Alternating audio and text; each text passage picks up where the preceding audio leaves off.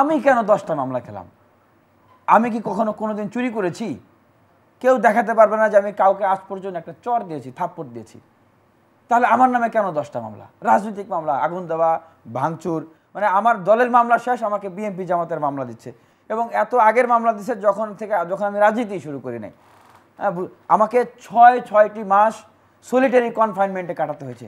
এই জাতীয় নির্বাচনের আগে আমি ফ্যাসিবাদ বিরোধী ছাত্রকে ডাক দিয়েছিলাম, ভোটের অধিকার চেয়েছিলাম। আমাকে ডাকসু সাবেক বিন্দুল হকের বাসা ভেঙে সেখান থেকে আমাকে বের করে নিয়ে তারা গিয়েছে। মানে আপনারা চিন্তা করতে পারবেন না, আমি ঢাকা বিশ্ববিদ্যালয়ের একজন শিক্ষার্থী, আমাকে 24টা ঘন্টা 10 ফিট বাই 15 ফিট একটা ঘরের ভিতরে আবদ্ধ করে রেখেছে।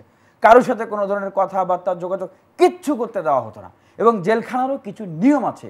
প্রত্যেকটা কারাবন্দী যারা থাকে তাদেরকে একটা কেস কার্ড দেওয়া হয়, এক সপ্তাহ পর পর ফোন করলে কথা বলতে পারে, কোনো কিছু কিনে খেতে পারে।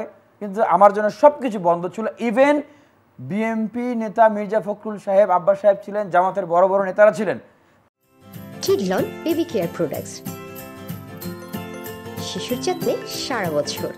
তারা পর্যন্ত সেখানে জিনিসপত্র কিনে খেতে পারতেন, তাদের এই ফ্যাসিলিটিগুলো ছিল, কথা বলতে পারতেন, আমাকে দেওয়া হতো না। আমি যেই ভবনে ছিলাম সূর্যমুখী, সেই সূর্যমুখীর নিচতলায় আমাকে আটকে রাখা, সূর্যমুখীর 2তলায় 3তলায় সেখানে টপ টেরররা ছিল, আন্ডারগ্রাউন্ডের বড় বড় মাস্তানরা ছিল, গুন্ডারা ছিল, আওয়ামী লীগের বড় বড় নেতারাও ছিল। তারা ফ্যাসিলিটি, এই যে শাহেদকে চিনেন, বাটপার শাহেদ, সে ছিল এখানে। তারা ঠিকই মানে টাকা ছিটিয়ে ছিটিয়ে জেলখানাকে কিনে ফেলেছেন। আর আমার মতো একজন ছাত্রনেতাকে আমাকে কষ্ট। এবং আমি একটা কথা বলি যে একটা সময় আপনারা দেখেছেন যে কোর্ট থেকে একটি ছেলেকে নামিয়ে নিয়ে যাওয়া হচ্ছে এবং সে বলছে যে আমাকে যেভাবে রাখা হয়েছে আমি আর বাঁচবো না। তারপরে পুলিশ তার মুখ চেপে ধরে, ওই ছেলেটি কিন্তু আমি।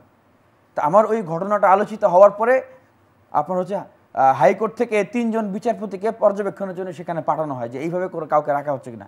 সেই দিন তারা করেছে কি, আমাকে সেই সূর্যমুখী 1-12 সেল থেকে নিয়ে রূপসার যে টাওয়ার 6 তলার উপরে রেখে দিয়েছে, যেন তারা গিয়ে আমাকে খুঁজে না পায়।